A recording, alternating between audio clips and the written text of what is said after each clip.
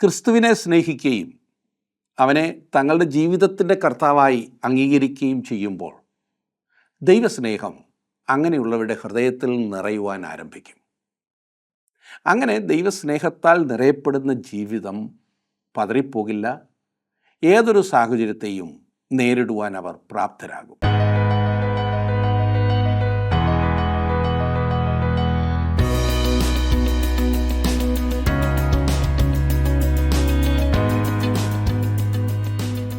ജീവസന്ദേശത്തിൻ്റെ എല്ലാ പ്രേക്ഷകർക്കും ഞങ്ങളുടെ നന്ദിയും സ്നേഹവും വന്ദനവും അറിയിക്കുന്നു.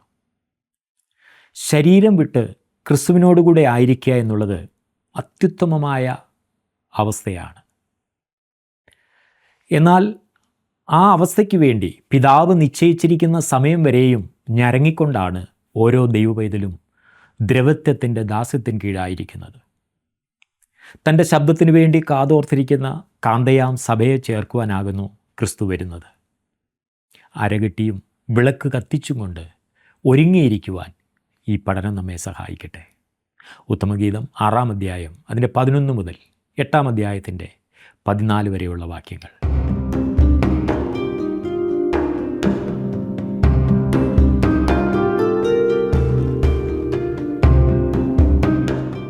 ഉത്തമഗീത പുസ്തക പഠനം ഇന്നത്തെ പഠനത്തോടുകൂടെ നാം അവസാനിപ്പിക്കുകയാണ്.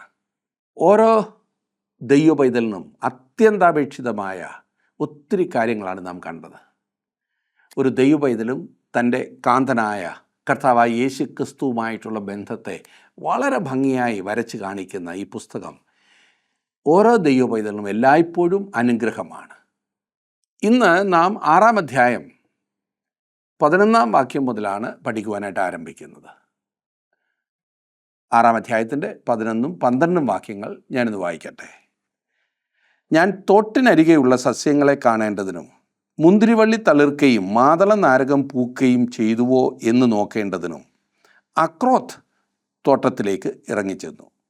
എൻ്റെ അഭിലാഷം ഹേതുവായി ഞാൻ അറിയാതെ എൻ്റെ പ്രഭുജനത്തിൻ രഥങ്ങളുടെ ഇടയിൽ എത്തി. ഞാൻ അക്രോത്ത് തോട്ടത്തിലേക്ക് ഇറങ്ങിച്ചെന്നു. ഉത്തമഗീതത്തിൽ നാം കാണുന്ന 3-ാമത്തെ തോട്ടമാണിത്. 1-ാമത്തെ തോട്ടം മുഴുവൻ പൂക്കൾ നിറഞ്ഞതും ഇളം മുന്തിരിക്കുലകളോട് കൂടിയതുമായിരുന്നു. യാതൊന്നും പാകമായിരുന്നില്ല ആ തോട്ടത്തിൽ.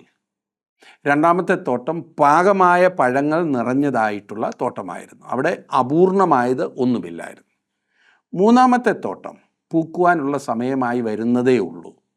എന്നാൽ താഴ്വരയിലെ ആദ്യത്തെ മുന്തിരിക്കുലകൾ അത് കാണുവാനായി മണവാട്ടി തോട്ടത്തിലേക്ക് ഇറങ്ങിച്ചെല്ലുന്നതാണ് ഇവിടുത്തെ ചിത്രം. ഇതിനെ നമ്മുടെ കർത്താവിൻ്റെ സ്വർഗാരോഹണത്തിന് ശേഷം പിതാവിൻ്റെ വാഗ്ദത്തത്തിനായി യെരുശലേമിൽ അവൻ്റെ ശിഷ്യന്മാർ കാത്തിരുന്നതിനോട് താരതമ്യപ്പെടുത്താറുണ്ട്. ഒരു വിധത്തിൽ പറഞ്ഞാൽ കാന്ത ഒരു പുതുമ കാണുന്നതിന് വേണ്ടി തോട്ടത്തിൽ പോയി. പഴയ നിയമം മുഴുവനും അവർക്ക് ഒരു പുതിയ നിക്ഷേപമായിരുന്നു. കാരണം യേശു അവർക്ക് തിരുവചനത്തിൽ തന്നെക്കുറിച്ച് തന്നെ പറഞ്ഞിരിക്കുന്ന കാര്യങ്ങൾ വിവരിച്ചു കൊടുത്തു. അവർ കൂടിയിരുന്നു. പഴയകാലത്തെ നിക്ഷേപങ്ങൾ തുറന്നപ്പോൾ ആത്മാവ് അപ്രതീക്ഷിതമായ രീതിയിൽ അവരുടെ മേൽ ശക്തിയോടെ വന്നു. അത് അവർക്ക് വിവരിച്ചു കൂടാത്ത വിധമായിരുന്നു എന്ന് നമുക്ക് കാണുവാൻ സാധിക്കും. ഞാൻ അറിയാതെ എൻ്റെ പ്രഭുജനത്തിൻ രഥങ്ങളുടെ ഇടയിലെത്തി എന്ന് നാം വായിച്ചു. എന്നെ ശ്രദ്ധിക്കുന്ന പ്രിയ സുഹൃത്തെ, ദൈവവചനം ഒരു തോട്ടമാണ്. തുറക്കപ്പെടാത്ത ഫലങ്ങളുള്ള ഒരു പൂർണ്ണ തോട്ടം. അതിൽ അസംഖ്യം ഫലങ്ങൾ ക്രിസ്തുവിൻ്റെ മണവാട്ടി തുറന്ന് അനുഭവിക്കേണ്ടതായിട്ടുണ്ട്. ഇനി നമുക്ക് 7-ാം അധ്യായത്തിലേക്ക് വരാം. 7-ാം അധ്യായത്തിൻ്റെ 1-ാം വാക്യം. മടങ്ങി വരിക ശൂലേങ്കാരത്തി, മടങ്ങി വരിക, ഞങ്ങൾ നിന്നെ ഒന്ന് കണ്ടുകൊള്ളട്ടെ. മടങ്ങി വരിക, മടങ്ങി വരിക, നിങ്ങൾ മഹനീമിലെ നൃത്തത്തെപ്പോലെ ശൂലേങ്കാരത്തിയെ കാണാൻ ആഗ്രഹിക്കുന്നത് എന്തിന്? ക്രിസ്തുവിൻ്റെ മണവാട്ടി ദൈവകൃപ വെളിപ്പെടുത്തേണ്ടതാകുന്നു. എഫെസ്യ ലേഖനം 2-ാം അധ്യായത്തിൻ്റെ 6-ാം വാക്യത്തിൽ അത് പറഞ്ഞിട്ടുണ്ട്. ക്രിസ്തുയേശുവിൽ നമ്മെക്കുറിച്ചുള്ള വാത്സല്യത്തിൽ തൻ്റെ കൃപയുടെ അത്യന്ത ധനത്തെ വരും കാലങ്ങളിൽ കാണിക്കേണ്ടതിന് ക്രിസ്തുയേശുവിൽ അവനോടുകൂടി ഉയർത്തെഴുന്നേൽപ്പിച്ച് സ്വർഗത്തിലിരുത്തുകയും ചെയ്തു എന്ന്. സകല സൃഷ്ടിയും നമ്മെ കാണുവാൻ പോകുന്നു. നമ്മൾ ആരും തന്നെ അവിടെ ആയിരിക്കാൻ യോഗ്യരല്ല. എന്നാൽ നാം ക്രിസ്തുവിലായിരിക്കുന്നത് കൊണ്ട് മാത്രം നാം അവിടെ പോകും. അവൻ നമ്മെ സ്നേഹിച്ച് തന്നെത്താൻ നമുക്ക് വേണ്ടി ഏൽപ്പിച്ച് തന്നതാണ് അതിൻ്റെ കാരണം. നമ്മുടെ നന്മയ്ക്കും ദൈവത്തിൻ്റെ മഹത്വത്തിനുമായി നാം അവിടെ ആയിരിക്കും. അതിനേക്കാൾ ഉത്തമമായ ഒന്നിനെക്കുറിച്ച് എനിക്ക് ചിന്തിപ്പാൻ പോലും കഴിയുന്നില്ല. ഇനിയും 7-ാം അധ്യായത്തിൻ്റെ ആദ്യത്തെ വാക്യങ്ങളിൽ മണവാളൻ മണവാട്ടിയിലുള്ള തൻ്റെ സന്തോഷത്തെക്കുറിച്ചാണ് പറഞ്ഞിരിക്കുന്നത്. 2 മുതലുള്ള വാക്യങ്ങളിൽ അത് വ്യക്തമാണ്. മണവാട്ടിയുടെ ഓരോ അവയവങ്ങളെക്കുറിച്ചും അവൻ വർണ്ണിക്കുന്നുണ്ട്. നമ്മുടെ കർത്താവിന് നമ്മിൽ എത്രമാത്രം സന്തോഷമുണ്ട് എന്നറിയുന്നത് മനോഹരമായ കാര്യമത്രേ. നമുക്ക് കർത്താവിലുള്ള ആ സന്തോഷത്തെക്കാൾ അധികം അവൻ നമ്മിൽ സന്തോഷിക്കുന്നു. ഒരിക്കൽ പൂർണ്ണമായി നാം അവനിൽ ആനന്ദിക്കും. ഒരിക്കൽ നാം അവൻ്റെ സർവ്വവും ആയിത്തീരും. എന്നാൽ നാം ഇവിടെ ഈ ഭൂമിയിലായിരിക്കുന്നിടത്തോളം അവൻ നമ്മിൽ സന്തോഷിക്കുന്നത് പോലെ നമുക്ക് ക്രിസ്തുവിൽ ആനന്ദിക്കുവാൻ കഴിയുകയില്ല. എന്നാൽ അവൻ്റെ സ്നേഹപ്രകടനങ്ങൾ അവൾ ശ്രദ്ധിക്കുമ്പോൾ അവളുടെ ഹൃദയത്തിൽ ഉറപ്പ് ലഭിക്കുകയും കൂട്ടായ്മയുടെയും യഥാസ്ഥാനത്തിൻ്റെയും ചിന്ത അവളിൽ ഉണ്ടാവുകയും ചെയ്യുന്നു എന്ന് ഇതേക്കുറിച്ചൊരു ഭക്തൻ എഴുതിയിട്ടുണ്ട്. മണവാട്ടിയുടെ സംതൃപ്തി നമുക്ക് നോക്കാം. തനിക്ക് പറയുവാനുള്ളതൊക്കെയും അവൾ ഒറ്റ വാക്യത്തിൽ പറയുന്നു. 7-ാം അധ്യായത്തിൻ്റെ 11-ാം വാക്യം, ഞാൻ എൻ്റെ പ്രിയനുള്ളവൾ, അവൻ്റെ ആഗ്രഹം എന്നോടാകുന്നു. ഇതിനു മുമ്പ് 2 പ്രാവശ്യം മണവാട്ടി ഇപ്രകാരം പറയുന്നത് നാം ശ്രദ്ധിച്ചു. എൻ്റെ പ്രിയൻ എനിക്കുള്ളവൻ, ഞാൻ അവനുള്ളവൾ എന്ന് അവൾ പല പ്രാവശ്യം പറഞ്ഞു. ഇവിടെ അതിനേക്കാൾ ശ്രേഷ്ഠമായ വാക്കുകളാണ് കേൾക്കുവാൻ കഴിയുന്നത്. തന്നോടുള്ള ക്രിസ്തുവിൻ്റെ താല്പര്യം ഓരോ ക്രിസ്തു വിശ്വാസിയും അറിയുന്നു. ഇവിടെ അത് വ്യക്തമായി നാം കാണുന്നു. ദൈവത്തിന് നമ്മോടുള്ള സ്നേഹത്തെ നാം അറിയുകയും വിശ്വസിക്കുകയും ചെയ്യുന്നു. അവൻ്റെ താല്പര്യവും ആഗ്രഹവും നമ്മോടാകുന്നു എന്നത് എത്ര മനോഹരമായ കൃപയാണ്. അതെത്ര വലിയ കൃപയാണ് വെളിപ്പെടുത്തുന്നത്. ദൈവത്തിൻ്റെ താല്പര്യം എന്നിലും നിങ്ങളിലും കേന്ദ്രീകരിച്ചിരിക്കുന്നു. ഇനി 8-ാം അധ്യായത്തിലേക്ക് നാം വരികയാണ്. 8-ാം അധ്യായത്തിൻ്റെ 1-ാം വാക്യത്തിൽ നാം വായിക്കുന്നത്, നീ എൻ്റെ അമ്മയുടെ മുല കുടിച്ച സഹോദരനായിരുന്നുവെങ്കിൽ ഞാൻ നിന്നെ വെളിയിൽ കണ്ട് ചുംബിക്കുമായിരുന്നു, ആരും എന്നെ നിന്ദിക്കയില്ലായിരുന്നു. എൻ്റെ അമ്മയുടെ മുല കുടിച്ച സഹോദരൻ, അത് ഒരേ അമ്മയ്ക്ക് പിറന്ന സഹോദരൻ, അതായത് ഏറ്റവും അടുത്ത ബന്ധു എന്നാണ് ഇവിടെ അർത്ഥമാക്കുന്നത്. കർത്താവ് നമുക്ക് ഈ വിധത്തിലുള്ള ഒരു സഹോദരനായി തീർന്നു. എബ്രായലേഖനം 2-ാം അധ്യായത്തിൻ്റെ 16-ാം വാക്യത്തിൽ പറഞ്ഞിരിക്കുന്നത് ഇപ്രകാരമാണ്, ദൂതന്മാരെ സംരക്ഷണ ചെയ്യുവാനല്ല, അബ്രഹാമിൻ്റെ സന്തതിയെ സംരക്ഷണ ചെയ്യുവാൻ അത്രേ അവൻ വന്നത്. അവിടുന്ന് അബ്രഹാമിൻ്റെ സന്തതിയായിട്ടാണ് വന്നത്.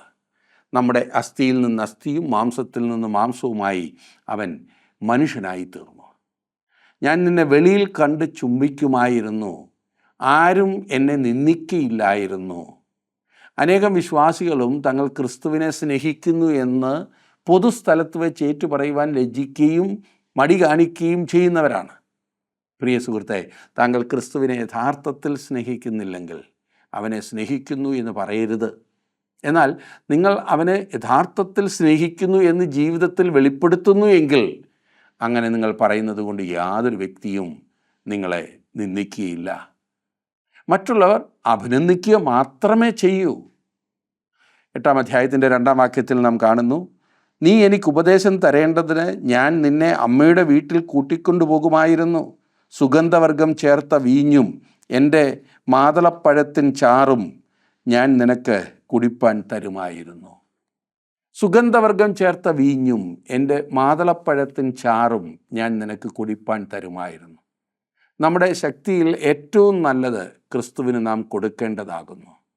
യാതൊന്നും മാറ്റിവെക്കാതെ സകലവും, അതെ, ഏറ്റവും നല്ലതും നാം തിരഞ്ഞെടുക്കേണ്ടതായിട്ടുണ്ട്. അത് അവന് കൊടുക്കേണ്ടത് ആവശ്യമാണ്.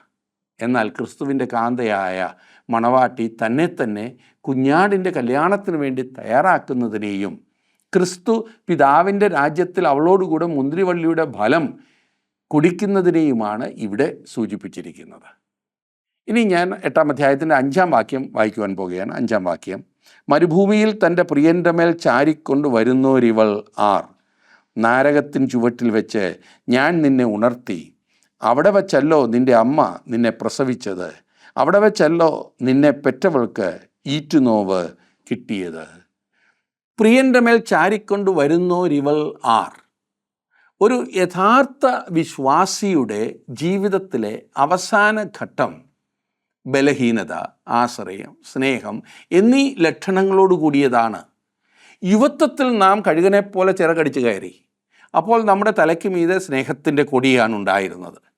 പുരുഷനായ ശേഷം നാം തളർന്നു പോകാതെ ഓടി. അവനെ നാം ദുഃഖത്തോടുകൂടെ യെരുശലേമിൻ്റെ വീഥികളിൽ അന്വേഷിച്ച് നടന്നപ്പോഴും നാം തളർന്നു പോയില്ല. എന്നാൽ നമ്മുടെ ബലം ക്ഷയിച്ചു വരുന്നതായിട്ടുള്ള വർഷങ്ങളിൽ നാം ഒരു കൊച്ചു കുട്ടിയെപ്പോലെ ആശ്രയം വെച്ച് കൂടുതലായി അവനിൽ ചാരുവാൻ താല്പര്യപ്പെടുന്നു. അവസാനം നമുക്ക് ക്രിസ്തുവിലുള്ള നമ്മുടെ പൂർണ്ണമായ ആശ്രയവും അവനെ കൂടാതെ നമുക്കൊന്നും ചെയ്യുവാൻ കഴിയുകയില്ലെന്ന സത്യവും മനസ്സിലാക്കുമ്പോൾ അവന് നമ്മുടെ സേവനം ഉപയോഗപ്പെടുത്തുവാൻ കഴിയും. ഞാൻ 6-ാം വാക്യത്തിലേക്ക് വരികയാണ്. 8-ാം അധ്യായത്തിൻ്റെ 6-ാം വാക്യം: എന്നെ ഒരു മോതിരമായി നിൻ്റെ ഹൃദയത്തിന്മേലും ഒരു മോതിരമായി നിൻ്റെ ഭുജത്തിന്മേലും വെച്ചു കൊള്ളണമേ. പ്രേമം മരണം പോലെ ബലമുള്ളതും പത്നീവൃത ശങ്ക പാതാളം പോലെ കടുപ്പമുള്ളതുമാകുന്നു. അതിൻ്റെ ജ്വലനം അഗ്നിജ്വലനവും ഒരു ദിവ്യ ജ്വാലയും തന്നെ. പ്രേമം മരണം പോലെ ബലമുള്ളതാകും. നഷ്ടപ്പെട്ട മനുഷ്യർക്ക് വേണ്ടിയുള്ള കർത്താവായ യേശുക്രിസ്തുവിൻ്റെ സ്നേഹത്തിൻ്റെ വില എന്ന വണ്ണം മരണം അതിൻ്റെ എല്ലാ ഭീകരതയിലും അവൻ്റെ മുമ്പിൽ ഉണ്ടായിരുന്നു. എന്നാൽ അത് അവനെ വ്യതിചലിപ്പിച്ചില്ല. അവൻ നമ്മെ സ്നേഹിച്ച് നമുക്ക് വേണ്ടി തന്നെത്താൻ ഏൽപ്പിച്ചു കൊടുത്തു. അവിടുന്ന് അപമാനം അലക്ഷ്യമാക്കി ക്രൂശിനെ സഹിച്ചു. കുഞ്ഞാട്ടിൻ്റെ മണവാട്ടിയുടെ മുമ്പിലും മരണം 10,000 പ്രാവശ്യം ഉണ്ടായിരുന്നു. അവൾ മരണത്തോളം തൻ്റെ ജീവനെ സ്നേഹിച്ചില്ല. കാരണം മരണത്തിനോ ജീവനോ നമ്മുടെ കർത്താവായ യേശുക്രിസ്തുവിലുള്ള ദൈവസ്നേഹത്തിൽ നിന്ന് നമ്മെ വേർപിരിപ്പാൻ കഴിയുകയില്ല. അതിൻ്റെ ജ്വലനമെന്ന് വായിച്ചില്ലേ? അതിൻ്റെ ജ്വലനം അഗ്നിജ്വലനവും ദിവ്യജ്വാലയും തന്നെ.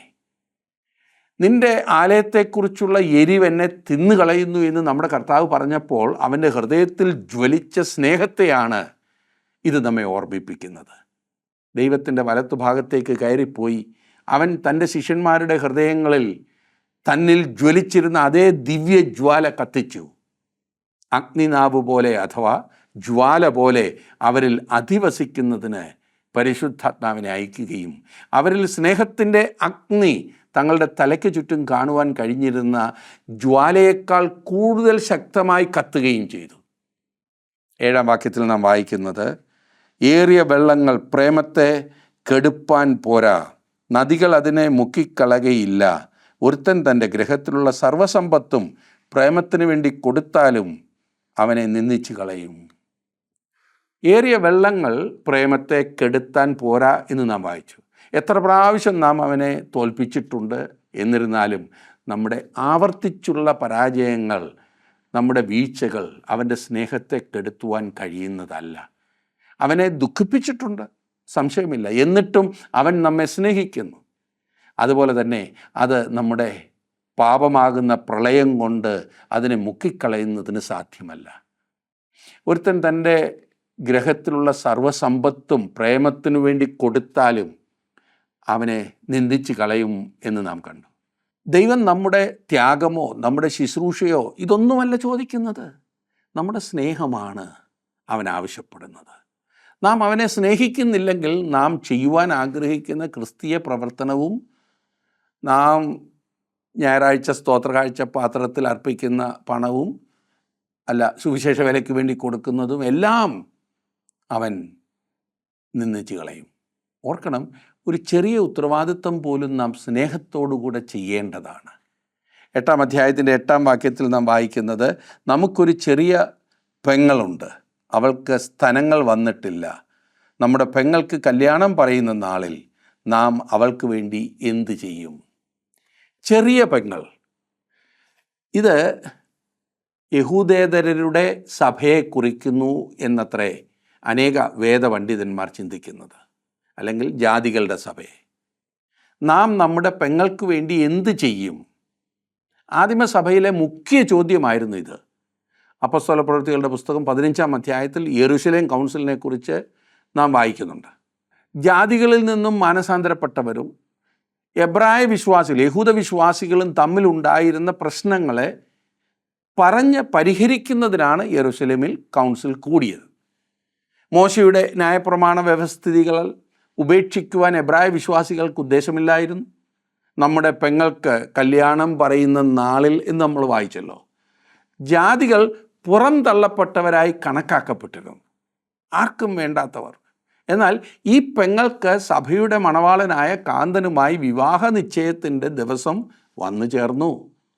അവനാണ് അവളെ തങ്കലേക്ക് വിളിച്ചത്. അതെ, നാം വളരെ ആകർഷണീയരായതുകൊണ്ടല്ല അവൻ നമ്മെ തിരഞ്ഞെടുത്തത്. പിന്നെയോ അവൻ നമ്മുടെ നഷ്ടപ്പെട്ട അവസ്ഥ കാണുകയും നമ്മെ സ്നേഹിക്കുകയുമാണ് ചെയ്തത്. ഇപ്പോൾ ഒരു ചെറിയ സഹോദരി ക്രിസ്തുവിനാൽ അംഗീകരിക്കപ്പെട്ടിരിക്കുന്നു എന്ന് നാം കാണുന്നു. ഏത് വിധത്തിലുള്ള സ്വീകരണമാണ് അവൾക്ക് മൂത്ത സഹോദരരിൽ നിന്ന് ലഭിക്കുന്നത് എന്ന് നോക്കാം. 9-ാം വാക്യം, അവൾ ഒരു മതിലെങ്കിൽ അതിന്മേലൊരു വെള്ളി മകുടം പണിയാമായിരുന്നു, ഒരു വാതിലെങ്കിൽ ദേവദാരു പലക കൊണ്ട് അടയ്ക്കാമായിരുന്നു. ജാതികൾ ദൈവത്താൽ അംഗീകരിക്കപ്പെട്ടിരിക്കുന്നതിനാൽ ആത്മാവിനാൽ ദൈവത്തിൻ്റെ നിവാസമാകേണ്ടതിന് അവർ എബ്രായ വിശ്വാസികളോട് ചേർത്ത് പണിയപ്പെട്ടിരിക്കുന്നു. ഇതിന്മേൽ എന്താണ് പണിയേണ്ടത് എന്ന് യഹൂദ വിശ്വാസികളുടെ സഭയ്ക്ക് അഭിമുഖീകരിക്കേണ്ടതായി വന്ന ഒരു വലിയ ചോദ്യമായിരുന്നു.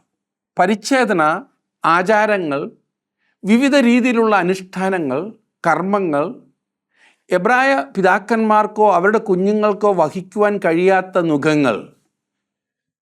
അതായത് യാക്കോബ് അന്ന് പറഞ്ഞത്, മൂത്ത സഹോദരിയുടെ ചിന്ത അതെല്ലാം അവർ സ്വീകരിക്കണമെന്നായിരുന്നു. ഞാൻ അതൊന്ന് വായിക്കാം. 15-ാം അധ്യായത്തിൻ്റെ അപ്പോസ്തല പ്രവൃത്തിയുടെ പുസ്തകം 15-ാം അധ്യായത്തിൻ്റെ 19-ാം വാക്യം. ആകയാൽ ജാതികളിൽ നിന്ന് ദൈവത്തിങ്കിലേക്ക് തിരിയുന്നവരെ നാം അസഹ്യപ്പെടുത്തരുത് എന്ന് ഞാൻ അഭിപ്രായപ്പെടുന്നു. ഇത് യാക്കോബിൻ്റെ അഭിപ്രായമാണ്. ജാതികളിൽ നിന്ന് വരുന്നവരെ യഹൂദ മര്യാദ പ്രകാരം അഥവാ മോശയുടെ ന്യായപ്രമാണം അനുഷ്ഠിപ്പാൻ നിർബന്ധിക്കരുത്. അവർ ആയിരിക്കുന്ന രീതിയിൽ തന്നെ അവരെ അംഗീകരിക്കുകയും വിശ്വാസത്തിൽ അവരെ വളർത്തിക്കൊണ്ടുവരുവാൻ കഴിയുന്നതൊക്കെയും ചെയ്യേണ്ടതുമാകുന്നു എന്ന തീരുമാനത്തിലാണ് യെരുശലേം കൗൺസിൽ എത്തിച്ചേർന്നത്. അത് മുൻകൂട്ടി പറഞ്ഞിരിക്കുന്നൊരു ഭാഗമാണിവിടെ. ഇനി 10-ാം വാക്യത്തിലേക്ക് വരാം. 8-ാം അധ്യായത്തിൻ്റെ 10-ാം വാക്യം, ഞാൻ മതിലും എൻ്റെ സ്ഥനങ്ങൾ ഗോപുരങ്ങൾ പോലെയുമായിരുന്നു, അന്ന് ഞാൻ അവൻ്റെ ദൃഷ്ടിയിൽ സമാധാനം പ്രാപിച്ചിരുന്നു. ഇതാണ് ചെറിയ സഹോദരിയുടെ സന്തോഷം. ഈ യഹൂദേതരരുടെ സഭ യെരുശലേം കൗൺസിലിൻ്റെ തീരുമാനമാകുന്ന നല്ല വാർത്ത കേട്ടപ്പോൾ അവർ ഈ ആശ്വാസവചനം വായിച്ച് സന്തോഷിച്ചു. ഇപ്പോൾ ദൈവാലയത്തിലെ ഒരു മതിലായി അംഗീകരിക്കപ്പെട്ടിരിക്കുന്നതിനാൽ ഈ പദവിയിൽ അവർക്ക് വലിയ സന്തോഷമുണ്ടായിരുന്നു. എഫേസ്യ ലേഖനം 2-ാം അധ്യായത്തിൻ്റെ 19 മുതൽ 22 വരെയുള്ള വാക്യങ്ങളിൽ നാം വായിക്കുന്നത്, ആകയാൽ നിങ്ങൾ ഇനിയും അന്യന്മാരും പരദേശികളുമല്ല, വിശുദ്ധന്മാരുടെ സഹപൗരന്മാരും ദൈവത്തിൻ്റെ ഭവനക്കാരും അത്രേ. ക്രിസ്തുയേശു തന്നെ മൂലക്കല്ലായിരിക്കെ നിങ്ങളെ അപ്പോസ്തലന്മാരും പ്രവാചകന്മാരും എന്ന അടിസ്ഥാനത്തിന്മേൽ പണിതിരിക്കുന്നു. അവനിൽ കെട്ടിടം മുഴുവൻ യുക്തമായി ചേർന്ന് കർത്താവിൽ വിശുദ്ധ മന്ദിരമായി വളരുന്നു. അവനിൽ നിങ്ങളെയും ദൈവത്തിൻ്റെ നിവാസമാകേണ്ടതിന് ആത്മാവിനാൽ ഒന്നിച്ച് പണിതു വരുന്നു. നാം വായിച്ചല്ലോ, എൻ്റെ സ്ഥനങ്ങൾ ഗോപുരം പോലെ ആയിരുന്നു എന്ന്. ജാതികളുടെ സഭയുടെ പ്രതീകമായ ഈ ചെറിയ സഹോദരി പെട്ടെന്ന് അനേകം പുത്രീപുത്രന്മാരെ വചനമെന്ന മായമില്ലാത്ത പാൽ കൊടുത്ത് പോറ്റി വളർത്തി. ജാതികളുടെ സഭ വളരെ വേഗം വളർന്നു. അങ്ങനെ ചെറിയ സഹോദരി മൂത്തവളേക്കാൾ സൗന്ദര്യവതിയും ആദരിക്കപ്പെട്ടവളുമായി തീർന്നു. ചെറിയ സഹോദരിയുടെ ഉപമയിൽ സുവിശേഷീകരണത്തിൻ്റെ ഒരു ദൂതുണ്ട്. ഇന്ന് ചെറിയ സഹോദരി ലോകത്തിലെ എല്ലാ ജനങ്ങളും ഉൾപ്പെടുന്ന ക്രിസ്തുവിൻ്റെ ശരീരമാകുന്ന സഭയാകുന്നു എന്ന കാര്യം നിങ്ങളും ഞാനും മനസ്സിലാക്കേണ്ടിയിരിക്കേണ്ടത് അത്യാവശ്യമാണ്. മണവാളൻ്റെ ശബ്ദം ഇതേവരെയും കേൾക്കാൻ കഴിയാത്തത് കൊണ്ട് അവൻ്റെ വിളിക്ക് പ്രത്യുത്തരം പറയുവാൻ കഴിയാത്ത അനേകം ആളുകൾ ഇന്ന് ലോകത്തിൻ്റെ പല കോണുകളിലുമുണ്ട്. പ്രസംഗിക്കുന്നവനില്ലാതെ എങ്ങനെ കേൾക്കുമെന്ന് റോമാലേഖനത്തിൽ പൗലോസ് പറഞ്ഞിരിക്കുന്നത് പോലെ, അതെ, ഇന്നും ഈ ദൂത് എത്തേണ്ട ഒരുപാട് സ്ഥലങ്ങളുണ്ട്. ഇനി 11-ാം വാക്യം നോക്കിക്കാട്ടെ. ശലോമോന് ബാൽഹമോനിൽ ഒരു മുന്തിരിത്തോട്ടമുണ്ടായിരുന്നു. ആ മുന്തിരിത്തോട്ടം അവൻ കാവൽക്കാരെ ഏൽപ്പിച്ചു. അതിൻ്റെ പാട്ടമായിട്ട് ഓരോരുത്തന് 1000 പണം വീതം കൊണ്ടുവരേണ്ടിയിരുന്നു. ശലോമോന് ഒരു മുന്തിരിത്തോട്ടമുണ്ടായിരുന്നു. ശലോമോൻ ക്രിസ്തുവിനെയാണ് സൂചിപ്പിക്കുന്നത്. മണവാട്ടി, അതായത് യഹൂദന്മാരിൽ നിന്നും ജാതികളിൽ നിന്നും വിശ്വാസികളായവർ ഉൾപ്പെടുന്ന സഭ, മുന്തിരിത്തോട്ടത്തിൻ്റെ കഥ പറയുന്നു. ആദ്യം അത് അതിൻ്റെ യഥാർത്ഥ കാവൽക്കാരായ ഇസ്രായേൽ ജാതിയുടെ കീഴിലായിരുന്നു. പിന്നീടത് അവരുടെ സംരക്ഷണയിൽ ഏൽപ്പിച്ചു കൊടുത്തു. മത്തായിയുടെ സുവിശേഷം 21-ാം അധ്യായത്തിൻ്റെ 33 മുതൽ 46 വരെയുള്ള ഭാഗത്ത് കർത്താവായ യേശു പറഞ്ഞ ഉപമയും ഇതുതന്നെയാണ്.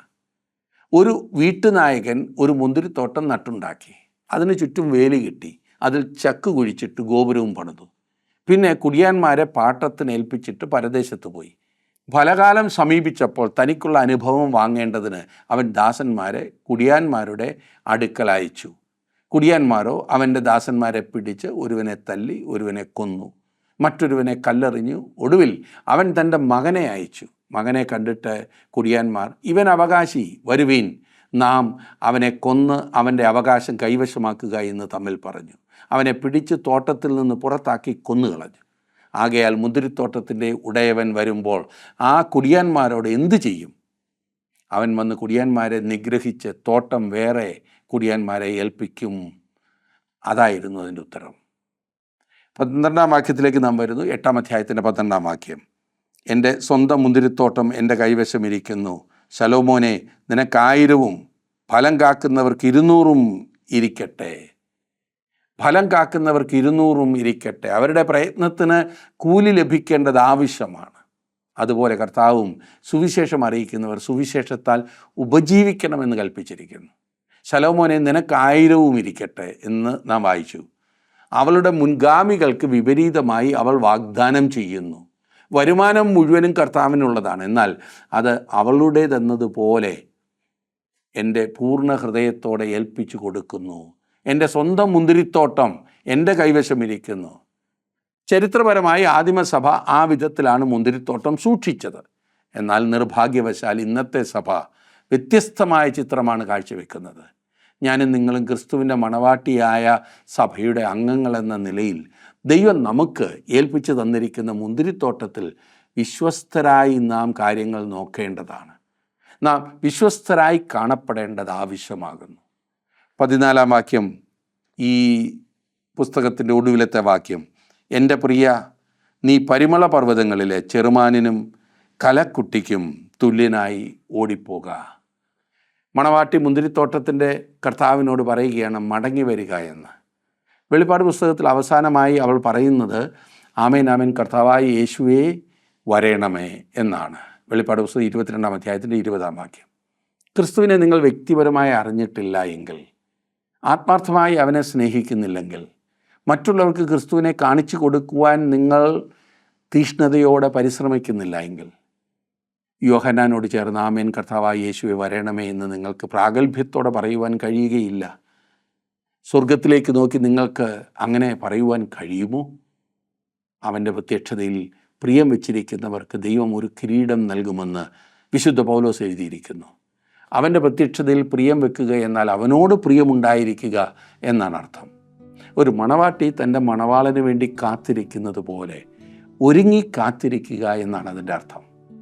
താങ്കൾ അപ്രകാരം ഒരുക്കമുള്ള വ്യക്തിയോ എന്ന് ഞാൻ ചോദിക്കട്ടെ. തീർച്ചയായും ആ ഒരുക്കത്തിനായിട്ട് ദൈവം നിങ്ങളെ ക്ഷണിക്കുന്നു. നിങ്ങളുടെ ജീവിതത്തെ ദൈവഹിതപ്രകാരം സമർപ്പിച്ചാട്ടെ. ദൈവം നിങ്ങളെ അതിനായിട്ട് അനുഗ്രഹിക്കട്ടെ.